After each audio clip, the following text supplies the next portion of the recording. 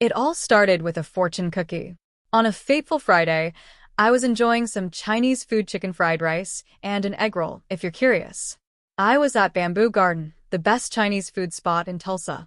Just to be clear, this meal wasn't what nearly killed me. As I wrapped up, I opened the most specific fortune cookie I'd ever seen. Next Friday, an interesting opportunity will present itself to you. Odd, right? Especially since fortune cookies are usually vague, and the following Friday was the anniversary of someone's death I was close to. As it turned out, that message wasn't wrong. The following week was busy at school, and I noticed a strange shortness of breath. I've been walking 2 to 3 miles a day for the past year, so it wasn't normal for me to struggle like that. By midweek, it got worse. Just getting up left me breathless, and I couldn't walk 100 yards without feeling faint. I assumed it was just a panic attack, but it was far from that. Thursday night came, and I barely slept. Each breath was met with a rattling in my chest, and I was coughing up thick gunk all night. When I finally checked, there was blood in it. I just thought my throat was irritated from all the coughing. The next morning, I saw my mom and told her I wasn't feeling well, but that I'd still head to work. By the time I got to my car, I could barely breathe and nearly passed out. Sitting in my car with the AC blasting, I was semi-conscious when Mom knocked on the window, suggesting urgent care. Reluctantly, I agreed. At urgent care, they took one look at me and said, "Go to the emergency room." Now, When I got to the ER, I had to stop halfway to catch my breath. A security guard offered a wheelchair. I declined, but my mom gave him the go-ahead behind my back. Within moments, I was wheeled in, and before I even sat down, they were calling my name. Once I was in a room, it was chaos. Oxygen hooked up, wires, blood drawn, the whole works. I was still insisting it was a panic attack, but one of the nurses finally said, "This is not a panic attack. This is a major medical issue.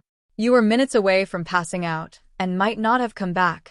They ran several tests, and after a chest x-ray, the doctor poked his head through the curtain and said, "Your lungs are full of blood clots, and you have pneumonia. You're going to the main hospital." I was taken aback and asked when. He replied, "Right now, the ambulance is on its way."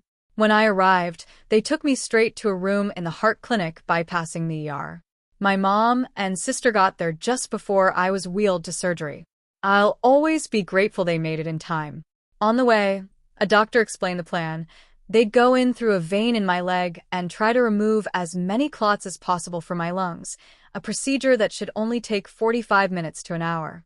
In the surgery prep room, I managed to lighten the mood, joking, "Pretty standard Friday for me," which cracked up the doctors and nurses.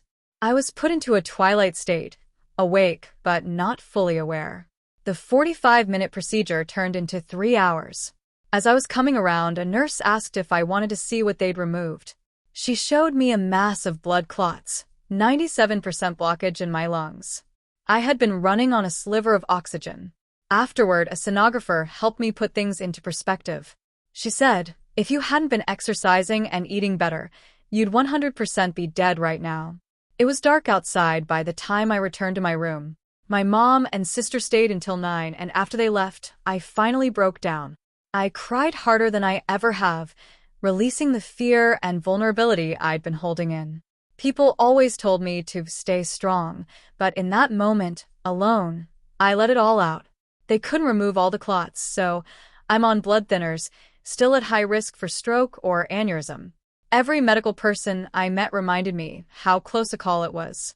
Despite the healthier habits I'd been working on, there was nothing I could have done to prevent this. Since then, I've tried to reach out to people I haven't spoken to in a while. It's become more about making sure the people who matter know how much they mean to me. It's a tough reality, living each day knowing anything could happen. But for now, I'm just grateful to be here.